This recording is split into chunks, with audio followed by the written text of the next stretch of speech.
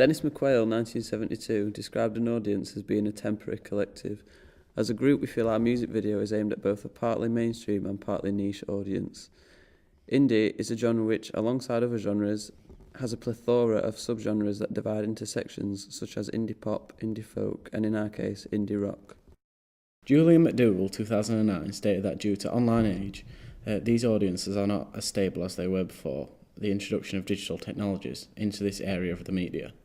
We tried to connect to these temporary collectives by creating a promotional package for a local indie band called Fraser, including a music video, digipack and poster. John Hartley, 1987, and Clark Attell, 2007, stated that we need to keep in constant communication with our identified audience. This is to gain their feedback and to reflect these comments in our product to make it look as professional and realistic as possible. I did this through not only the distribution of our product through social networking sites such as Facebook and Twitter, Web 2.0, O'Reilly 2004, but also through focus groups, peer-to-peer feedback and online surveys such as SurveyMonkey.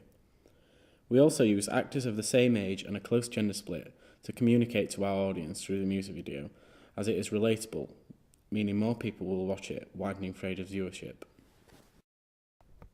We used a range of data collection methods to gain feedback from our audience. SurveyMonkey, focus groups, and peer-to-peer feedback were the main methods of communication we used to gain this feedback.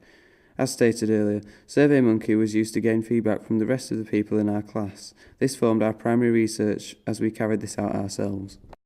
These were not necessarily in the demographic we were trying to reach, so some of the feedback they gave us was seen as invalid. We gained feedback from other groups in our class at the pre-production stage after presenting our media pitch to them. We had a 70-30 split between females and males. This is a complete juxtaposition of what we set out to our target audience.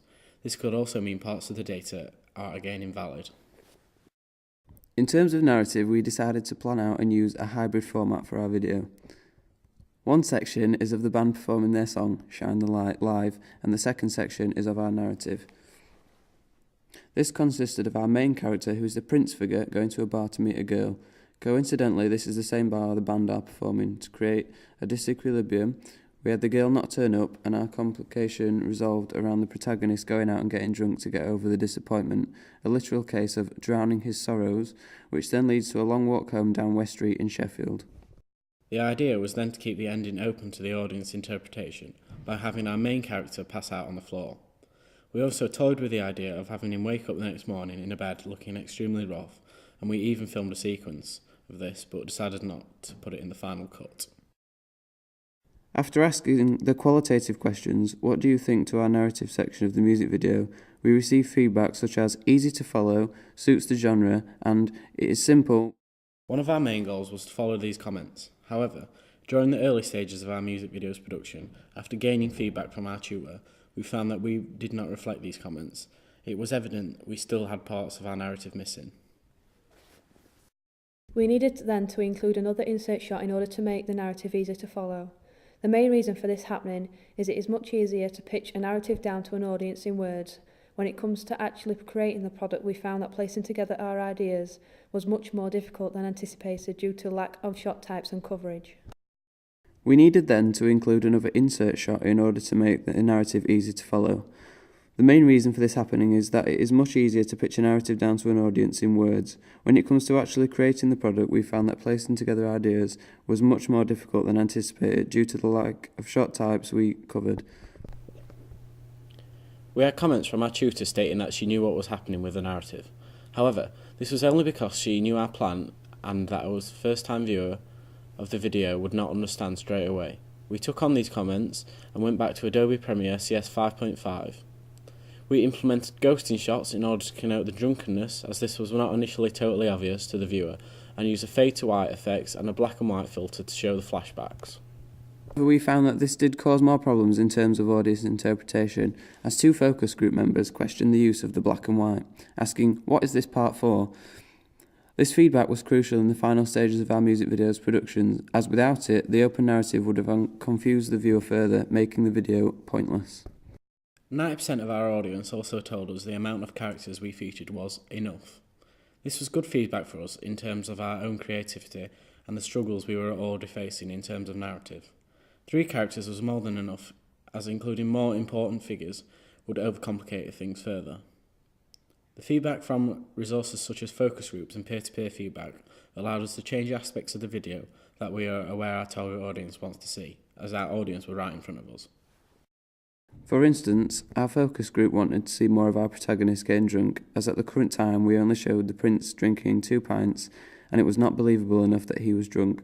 This led to us going out and completing additional filming of the prince doing shots in a bar, in order to add verisimilitude to our video, so it became more believable to the audience and was representational of our subgenre of indie. It was vital we adhered to the stereotypes of the genre in order to successfully create a product that had targeted our audience, but was also relatable to them. Another piece of qualitative data we received came from our focus groups regarding the performance section of the music video, just before the first chorus. The focus group pointed out to us that some of the lip syncing did not match the lyrics, and we know that this is an essential part of any music video, as the music must match the visuals. Andrew Goodwin's theory, 1992, as this is a basic code and convention of all music videos. We went back into Adobe Premiere CS 5.5 and moved a few other frames along, using the drag tool to correct the point in order to create perfect lip syncing. This again added to the verisimilitude of our music video, in that what you would expect the band to actually be performing the song correctly.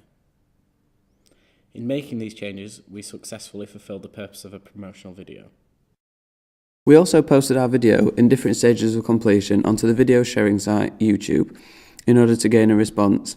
However, due to the lack of promotion on our part, failure to use web apps such as Twitter and Facebook to promote, we did not receive an adequate amount of feedback to make any significant changes to our video. As a group then, we were mainly just given verbal feedback in regards to our work in progress.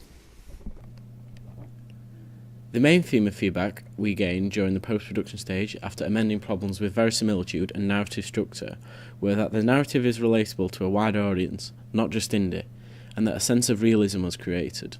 For us, this really linked in with our subculture of indie, as this culture in the indie genre of music is all about realism and down to earth. Daniel Chandler, 2001, talks about how there is currently a demand push and how technologies are forced upon us as a society.